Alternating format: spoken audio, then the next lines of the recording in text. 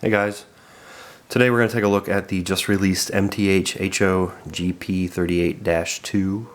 This one's in the Norfolk Southern scheme, cab number 5304, and as you can see it's item number 85-2030-1. Now if you're at all familiar with MTH's HO products, you know that the item numbers typically start with 80, but since this one is in the Ready to Rail series, it starts with 85, and aside from that though, you would not know that it's in their new Ready to Rail series, which is a lower cost but lower detailed line of products. So aside from that, it's the exact same box as the new ES44s and -9s, and just for comparison's sake, here is a -9 box next to it. You can see it's taller, and it's obviously longer since the locomotive's longer, but aside from that, the packaging is identical inside and out. So that's a look at the box, just in case you're curious. As for the locomotive itself, here it is. Looks like the camera might be overexposing a little bit here, but so we'll start up front here, and so obviously, since this is their Ready to Rail series, it is not nearly as detailed as their standard line of products. So you're missing things like separately applied grab irons. Everything is either molded or etched on, so no hand applied details. Obviously that makes it cheaper, less labor, but you're getting not quite as detailed of a locomotive. But so start up front here. I think one of the first things that caught my eye was that the tips of the MU hoses are not painted silver like they would be typically. You're also missing, if you look at a current day prototype of 5304, you're also missing ditch lights as well as a red MU cable. And actually, if you go back and look at 5304 all the way back to when it was a Conrail, it had ditch lights then as well. So my guess is MTH just chose to not put ditch lights on altogether for the cost savings and to bring the price down, but that's just my guess. I don't have a full understanding of the history of the prototype. But anyway, you've got, not sure if it's coming through in the video, but you have right up front here, you have what look like they're marker lights, but they do not work. And as far as I know, the marker lights were on there when it was a Conrail. Norfolk Southern purchased them. Norfolk Southern stopped using the marker lights and then eventually removed them altogether. So if you look at a current day prototype, they're not even there. But here they are here, but don't work. So I guess it's somewhat prototypical for a certain period of time. Obviously, another thing that stands out is the horn is up front above the cab. Not like today. Today there's an AC unit up top, and then the horn is moved back towards the rear. So again, just another difference between today's prototype and what was modeled by MTH. Going around the side, as you can see, you've got your cab figure, which is pretty standard for MTH. You've got two cab figures. And then real quick, actually back to the front, the lighted number boards are lighted. You've got your LED headlights, and then I was going to move the camera down, but I think you can see it here. Is that underneath the headlights that kind of like dips down or scoops down here? That is accurate, at least for 5304. I think this is what MTH modeled across the board, but if you look at a 5304 today, it still has that, whereas other GP38-2s do not have that. So just something to notice there.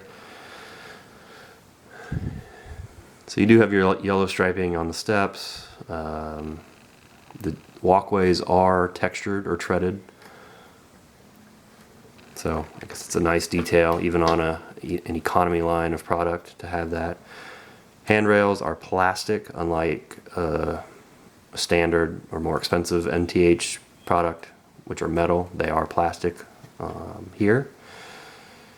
But you've got plenty of detail running down the side, various panels, and you even got a few warning labels. Lettering is nice and crisp. Just pretty par for the course for MTH, at least from my experience.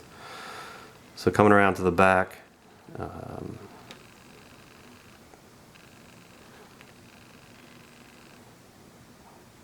again, you've got number boards which are lighted. You've got your rear lights, again LED, and then on the back, I don't know if you can see them, but there are right there and right here, there are the same marker lights that are on the front. However, these on the back do work, and they are red. So they come on, actually I think they're on all the time, forward or reverse. Again, you've got MU hoses without the silver tips. KD couplers. Now, one thing that MTH did different is, although this is the ProtoSound 3 version, you do not get their proto couplers. You just get KDs, number 158s, which are the scale head. So again, I guess that's just another cost-cutting measure, which is fine with me because I typically, or not typically, I always replace the proto couplers with KDs. So it's kind of nice not to have to do that. So then coming back around, pretty much the same thing as the other side. You've got all your panels, nice crisp lettering, a couple warning labels. Truck detail seems to be pretty good. Whether or not it's fully prototypical, I don't know, but pretty good detail, I think, given the price. And there you've got your other cab figure. Actually, we'll zoom in just to get a better look at the lettering.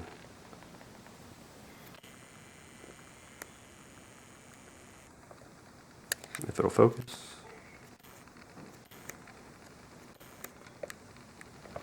Maybe not.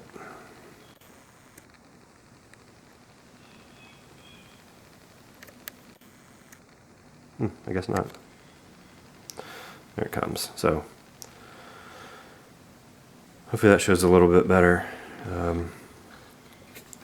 We'll zoom in on the front end too. So there you can see the texture detail on the walkways. It's overexposed. The camera's overexposing the number board area, but the number board's nice, legible, crisp. Obviously, you've got your cab number and the GP38-2 designation. Maybe. I don't know why it won't focus.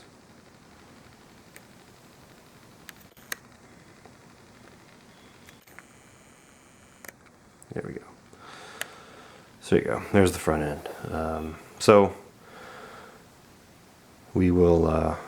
I'll move this over to the track, fire it up, and run through the sounds. Like I said, this is the ProtoSound 3 edition, so it's actually, from an electronics standpoint and motor standpoint, it is identical to a standard MTH product. So that is one nice thing, is that you're not getting anything stripped down from an internal standpoint. So all the same electronics and motor, so and LED lighting. So anyway, we will move over to the track, start it up, run through the sounds, and I'll do a run by, and that'll wrap up the video. Stay tuned.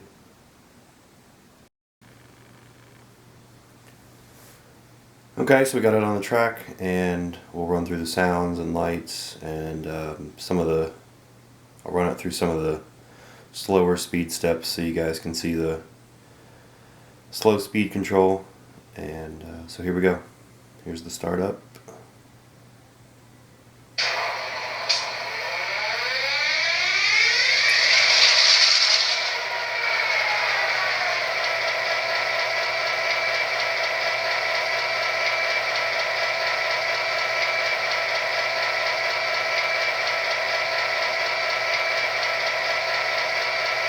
Okay, so we'll kill the engine sounds,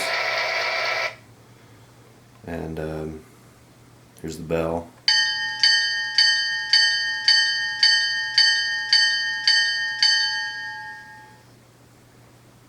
And the horn.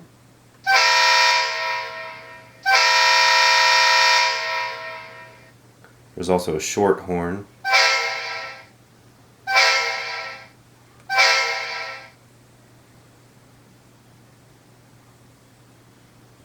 Headlight.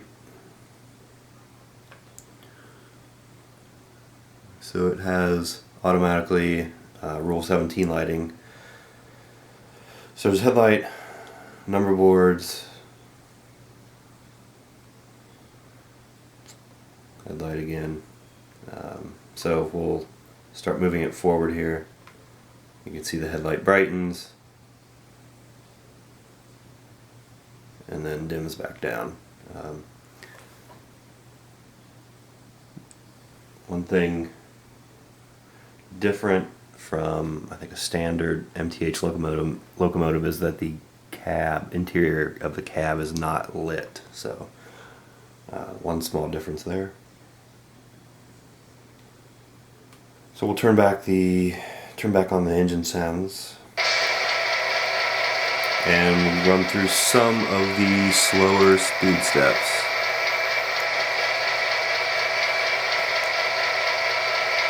So I'm on 128 speed steps. Here's speed step 1.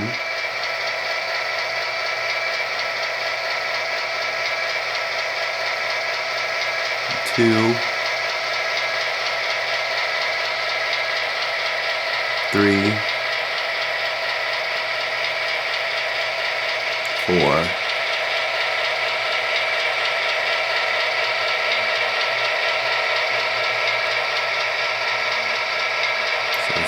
4, 3,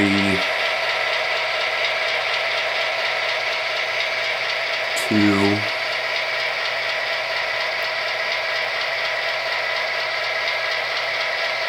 and 1. So as you can see, it's extremely smooth, pretty standard, at least in my experience, pretty standard for MTH locomotives to run that smooth on the slow speed steps. At least, you know, the ProtoSound 3 versions anyway. So that's all the lights and sounds, or that's not all of the sounds. It's got a bunch of random stuff. Coupler slack and clank, and it's got automatic brake sounds, and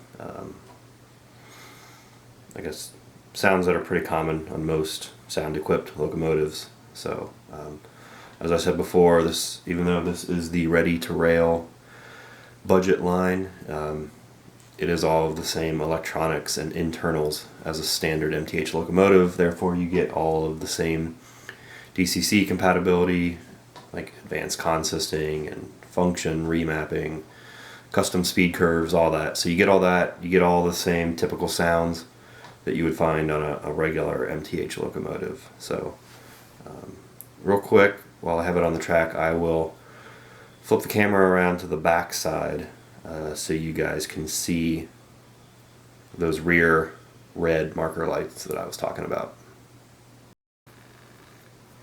Okay, so I flipped the locomotive around, and as you can see, you've got 2 red marker lights that come on and off with the same function key that controls the number board. So there you go.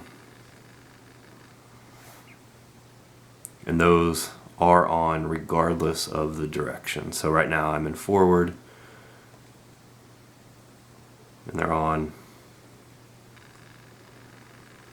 And then we'll go into reverse. Obviously the rear lights come on, and you still have the red marker lights. So just thought I'd show you guys that.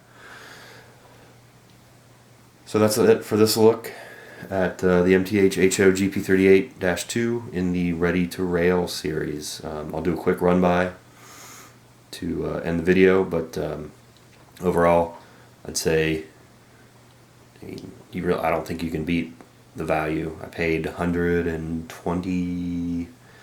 $130 basically for this for a sound-equipped locomotive. So I think it's kind of hard to complain if you know what you're getting when you buy it. So I don't think for the price point that you can expect every possible prototypical detail to be there. So I guess as long as you're going in with that state of mind, then I'd say it's a pretty good value for your money. So anyway, we'll do a quick run by, and that'll be it. We'll see you next time.